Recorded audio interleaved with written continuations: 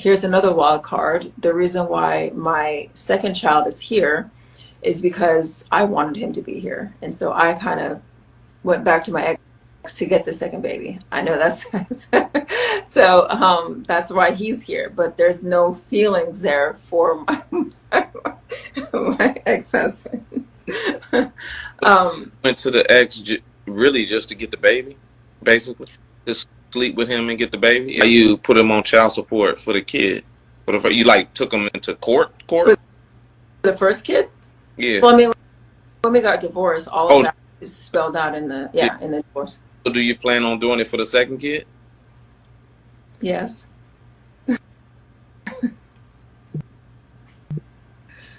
Um, Do he know you set him up to have a baby? Your who? ex-husband. I don't Good know. question. You set that man up for that baby. True, That's we what don't know. happened. You made him think that we was gonna reconcile because you wanted that baby. You wanted a second baby, and he don't know it. So now he ain't got no ill will. He thinks, hey, it just happened. He don't think that you finessed the baby out of him, but that's exactly what happened. Uh, this don't even make no sense. Nah, it doesn't. And what's crazy is she's telling the story, laughing. Okay, she's literally laughing about it. So trick this man into believing you wanted to reconcile, but really you had no feelings in this whatsoever, just because you wanted a second baby. Wow, and she doesn't even realize what she has done. We got to talk about this. Rise, family. Today I'm going to address an issue that is as troubling as it is often overlooked: the manipulation of fatherhood and the abuse of his autonomy, and the moral crisis that arises from when a woman uses her body and her choices to deceive, extort, and ultimately destroy a man's life. This isn't just a story of broken trust. This is a violation, a form of coercion that leaves scars as deeply as any other form of abuse. We live in a society that rightly champions a woman's right to choose. The phrase, "my body, my choice," is more than just a phrase. It's a declaration of autonomy, a powerful statement that women have the right to control what happens to their body. But what happens when that autonomy is weaponized? What happens when that right is used not for empowerment, but for manipulation and deception? What happens when a woman, driven by selfish desires, chooses to entrap a man to a lifelong commitment that he never agreed to, never saw coming, and never had a chance to consent to? Imagine this. A woman decides that she wants a child, and instead of seeking a willing partner and building a relationship, she turns to her ex-husband, a man who loved her once, a man who potentially still loves her, a man who believes that this reconciliation is going to fix their marriage, that their broken marriage might be mended. He opens his heart, his life, and his soul to her once more, believing that they can rebuild what was lost. But unbeknownst to him, she has no intention of staying, no feelings, she said. And as soon as she gets what she wants, she vanishes, leaves him with shattered dreams, broken trust, and a future that he never chose. This is not just manipulation. This is premeditated. It's cold. It's calculated. And it is an abuse of his trust. It's betrayal at the highest order. And it's on its own liking to RAPE. Yeah, I said it. Because RAPE is not just about physical force. It's about power, control, and taking away someone's ability to choose. And in this case, the man's right to choose whether or not to be a father has been usurped or stolen from him. He is now bound to a future he never wanted or agreed to. But what about the child? What kind of parent uses a child as a pawn in his selfish game? This woman was not thinking about the child's well-being, the importance of the father's presence in his life, the emotional and psychological damage that can result from not having a father in their life. She's thinking only for herself, her desires, and her selfish needs for another baby. This child, who will grow up in a broken home, perhaps never knowing their father or the full story, will suffer the consequences of this manipulation. They grow up in a world where they probably lack access to their father, where they have been consumed with manipulation, and the father and mother are on outs because of this distrust. We often hear about the woman's right, but where's the man's right in this situation, y'all? Where's his autonomy? Where is his ability to decide if he wants to bear a child or bring a child in this world or not? This man is now legally bound, financially obligated, and morally burdened to support a child that he never agreed to have. Is that fair? Is that justice? Or is this a gross violation of his rights, his autonomy, and his life? Let's not forget the impact of fatherhood. It's not just financial, it's emotional, it's psychological, it's a lifelong commitment that changes everything about the man's life. He'll have to live with these consequences of that deception forever. And then he'll have to reconcile with the fact that he was used, manipulated, and deceived into becoming a father against his will. She had no idea at all of really truly reconciling. This raises the question about respect, trust, and ethics in a relationship. How can we as a society condone such immoral behavior? How can we allow manipulation of another human being's life in such a profound way? We got to start speaking out against this stuff, y'all.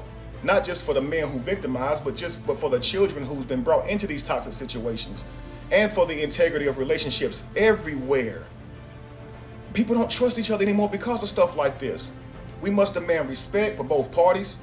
We must demand autonomy is not used as a weapon, but as a tool for mutual respect and understanding. We must demand that men's right, men's autonomy, and men's choices are respected just as much as the woman's, y'all.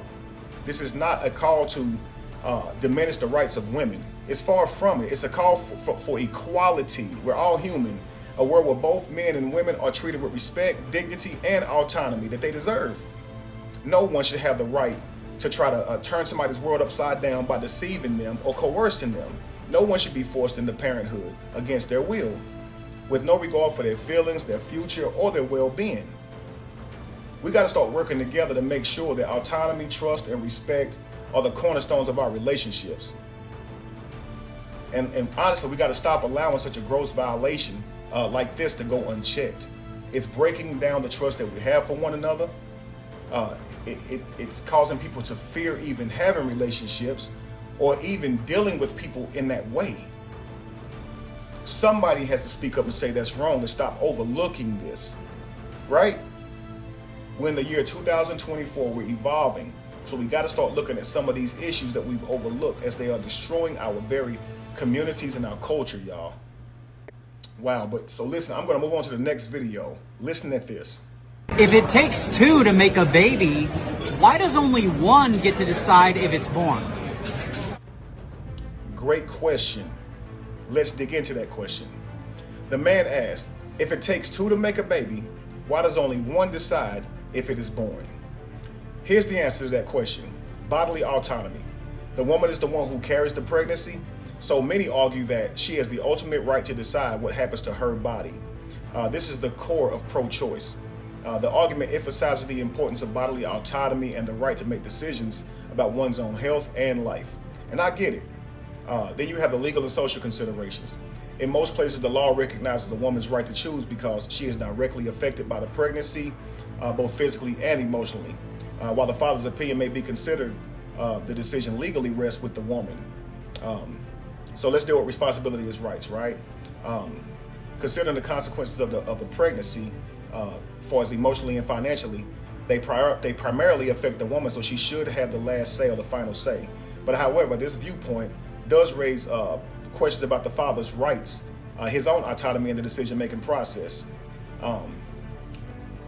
Ideally, such a decision should be on both people, especially if you are in a healthy relationship, right? In healthy relationships, the decision about whether they carry a pregnancy to term is often discussed between both partners. You take into account what they both feel about it, both of their futures, and how that aligns together, right? I want to talk to you guys about a different perspective. Work with me here. I get that perspective, but they say it takes two to tango, right? Tango is a dance in where you have to keep rhythm, right? And steps and all, being completely aware of yourself. And if you're not, you're likely going to be all in the way of your partner, and you're going to be off rhythm, right? And it's not going to be very much a tango at all. It takes two to dance, but it's like we're forgetting about it takes two, right? But let's come at this from a standpoint of it takes two. Joint responsibility of conception, okay? Pregnancy is the result of a shared action where both the men and the women contribute equally to a creation of a new life. Just as both parties are responsible for conception, they should equally share the responsibility in deciding whether or not to bring the child, to bring that life to full term. It impacts both parties. The decision to have a child, it will ultimately affect both parents' lives, their financials, emotionally, and socially. Raising a child is a significant undertaking that will impact both parents for the rest of their lives, okay? Therefore, it stands to reason that both should have a say-so in such a life-altering decision. The father's right to have this child can lead to significant emotional pain, particularly if they strongly desire to be a parent. It can also foster feelings of powerlessness and exclusion from the process, potentially harming the entire relationship between the two partners. Fathers have a right to be involved in this decision, especially given that they are legally and morally bound to the outcome. If you guys remember the guy who had the 6 baby mothers by the 6 different women, those women, he said he did not want a child, and they brought those children to term. And because of this, he said, my body, my choice, and he neglected his parental obligation. The world's upset, calling him a deadbeat over this. When I brought him onto my show and interviewed him, he said that this came from a woman that he was with where she was pregnant and he wanted to keep the child, and she went and terminated regardless of how he felt. It created a monster. And so now he's using their philosophy to live, and now there's 6 children out there with no father because he's using that same philosophy. You don't see the problem with that? So let's talk about strengthening family bonds, okay? When both parents participate in a critical decision like this, it can strengthen their relationship and the foundation of their family. It fosters a sense of unity, shared purpose, and true respect. And these things are crucial for raising a child together. Making that decision together sets a positive precedent for future parenting, where cooperation and joint decision-making are key. So let's talk about the equitable approach to parenting. Advocating for shared decision-making aligns with the broader movement towards equitable parenting. If society expects men to be equally involved in child rearing and to share in the responsibility of parenting, it's only logical that they should also be involved in the decision-making to become a parent in the first place. But let's talk about the legal and ethical decisions, okay? While the law currently prioritizes a woman's right to choose due to bodily autonomy, it's worth considering that the ethical implications of excluding one parent from this decision. In cases where both parents have a strong desire to raise a child, allowing both to participate in this decision could lead to a more balanced and fair outcome, reflecting on the shared nature of parenting. Here's my conclusion. While the woman's bodily autonomy is a paramount thing, involving both potential parents in this decision to carry the pregnancy to term acknowledges their shared responsibility in the conception, the profound impact of both parties, and the importance of the equity in parenting. It encourages mutual respect and partnership, which are vital for raising a child in a loving and supportive environment, family. Now, this one is going to challenge a lot of you, okay? Let's talk about autonomy and the consistency in rights, okay? The principle of autonomy. Autonomy, by definition, is the right to make decisions about one's own life and body without coercion. If this principle justifies a woman's right to choose whether or not to carry a pregnancy to term, it should also extend to the man's right to decide whether or not he wants to assume the rights or obligations of parenting after the child is born. Both parents should have the right to make decisions because to align with their life, their goals, and their circumstances. Let's talk about asymmetry and legal obligations, okay? Currently, if a woman decides to have a child, the man is legally bound to financial support, even if he doesn't want the child. This creates asymmetry, where the parents has full decision-making power, and the other is left with obligations regardless of their wishes. To respect the autonomy of both individuals, the man should have the option to opt out of parental responsibilities if he was not involved in the decision to keep the child. Now, many people say, well, it takes 2 to tango. That's when they use that. You shouldn't have been sleeping around if you didn't want to. You should have wore a condom. And that's wild to flip that. When he doesn't have a right to choose whether or not the pregnancy is brought to term, wasn't he there? Didn't this happen because of his contribution? Doesn't it take 2 to tango? Shouldn't he have worn a condom? But now all of a sudden that doesn't matter. It only matters when it comes to him being responsible for the child after it's born. But let's talk about the emotional and financial impact, okay? Just as pregnancy and childbirth have a profound emotional and financial effect on the woman, the responsibility of fatherhood has significant impacts on the man as well. Forcing a man to take these obligations on without his consent can lead to long-term emotional stress, financial strain, and resentment, particularly if he wasn't part of the decision to have this child. And that can trickle down to the child, okay? Allowing men the option to opt out of a parental obligation might encourage more responsible decision making, number one. Knowing that the man can choose not to be involved might lead to a more open and honest communication before conception, fostering a culture where both parties are fully considered and they consider the parental outcomes or the potential outcomes from their actions. Right now, because it's a woman's choice, we see them use and manipulate men who have maybe money, men that they actually like, because he doesn't have a choice, right? If they did not have a choice to do that, if the man had a choice to his rights, they would not be able to do that. But let's talk about the equality of reproductive rights, okay? In the current system, the woman has the final say on whether or not to continue a pregnancy, while the men are automatically bound to the obligation of her decision, right? It creates a disparity in the reproduction rights. So for true gender equality, both parties should have equal rights to make a decision about their future, including whether or not they want to take responsibility of parenting. If you want to move on to the legal and ethical side of it, the law reflects supporting the woman by mandating the obligation of a man and the choice of a woman, but you have to consider the ethical implications of this. If a man is given no say whatsoever in whether or not he brings a child into this world, it raises questions about the fairness of the imposing lifelong responsibilities that's brought on the man by her decision, right? Here's my conclusion. If autonomy, a person's rights, is what grants a woman the rights to be able to terminate pregnancy or carry it to term, consistency would give the man the right to decide whether or not he wants to abandon obligation of taking care of the child. This actually recognizes autonomy in both parents. It promotes fairness and responsible decision making from both parties.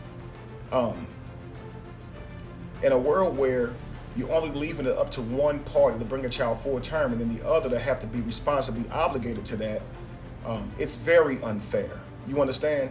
And I'm not saying a man should have the right to terminate a pregnancy. It's your right. If you want the baby, that should be the woman's right. But he should be able to say, I didn't want a child. I do not want to. To take on the parental obligation of this child, financially, emotionally, socially. I don't want my name mentioned. I want to be completely free from this child. It should be respected, even though it sucks for the child. But we're talking about the rights of human beings here, right? If she can give the child up for adoption and all these different things, that's essentially the same as she's not called a deadbeat. We have to create a world where both parties are seen and both people's autonomy is respected if you're going to do that, right? Just a thought. Let me know what you guys think about this video in the comments and we'll go from there. But stop manipulating people for children, yo. That is crazy, man. That's nasty work. If a man is knocking up a woman simply because he wants to set her down somewhere, he wants her to be his, that's crazy. But she also has a right to say nope and terminate the... Last thing I'm saying, as unfair as that would be for a man to make that decision for her, shoot up the club, and then now she's pregnant, at least she has the right to say, nope, you're not doing this. They have plan Bs, right? And you could also terminate the pregnancy. This means that women are protected from things like that. So there should be a way to protect men from devious, deceptive, coercive, destructive behavior like what's being presented to them today. This woman did not want to be with this man at all. She just wanted another baby. She didn't want to have multiple baby fathers. So she goes and pretends she wants to reconcile when she had no feelings for this man whatsoever.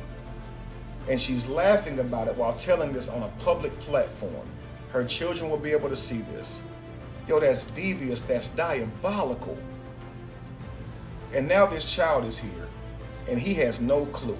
But she is going to use it. She's going to use this baby to get child support from him, making him obligated to this child that she planned, that she wanted.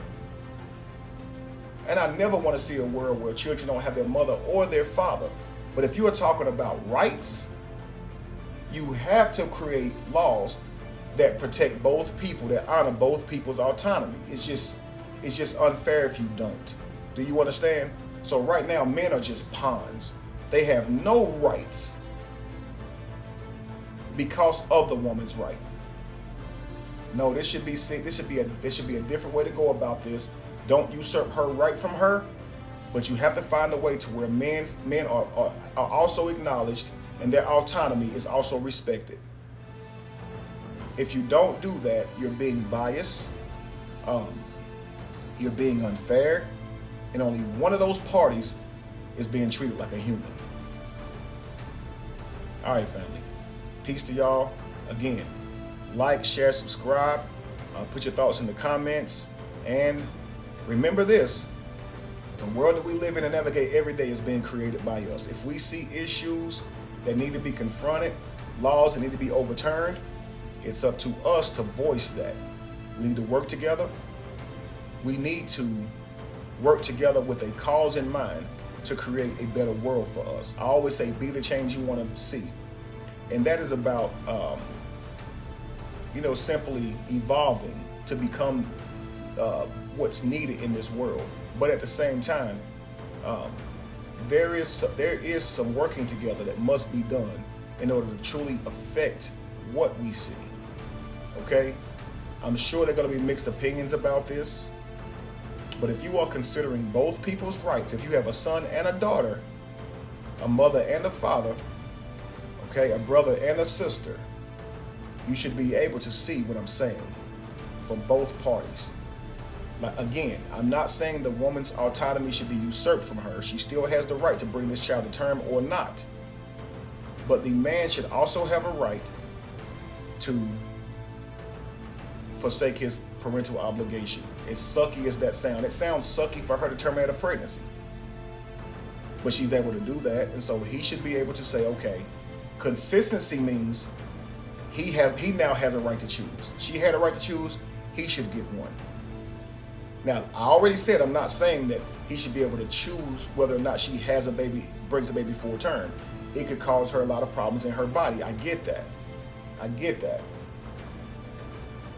But consistency means because you are validating this woman's autonomy, you're saying that you are pro-choice, it is her life, it is her body, then these same things are true for that man, y'all. But he's being forced to be a parent. He's been forced to be obligated to take care of his child. And if he doesn't, there's legal repercussions. He could end up in jail, credit tore up, can't drive. So many things can happen to him. His social status completely stripped of him, being called a deadbeat.